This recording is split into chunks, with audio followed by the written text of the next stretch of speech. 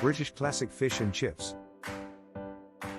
Ingredients: 4 large potatoes, peeled, cut lengthways into 1 cm thick chips. 185 grams of plain flour, plus extra to dust. 330 milliliters of lager. Sunflower oil, to deep fry.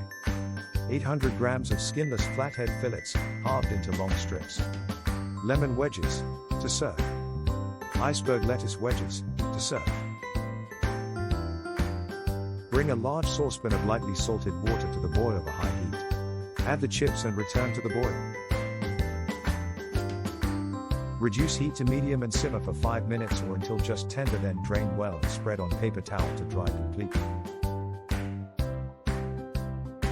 Meanwhile, whisk the flour, lager and 2 teaspoons of salt in a bowl until smooth. Cover with plastic wrap and set aside at room temperature for 30 minutes.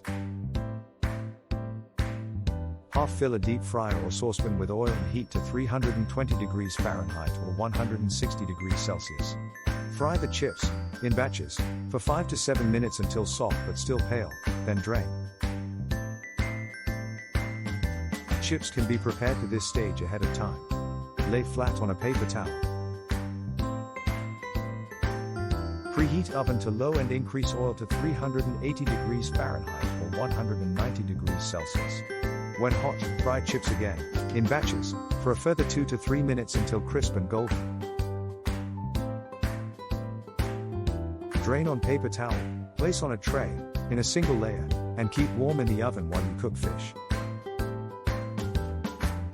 Dust flathead fillets in the flour and dip into the batter, one at a time, allowing excess to drain off. Carefully place into the hot oil. Cook the fish, in batches, if necessary, for 3 to 4 minutes until golden and crisp, then drain on paper towel. Remove chips from oven and sprinkle fish and chips with a little more sea salt.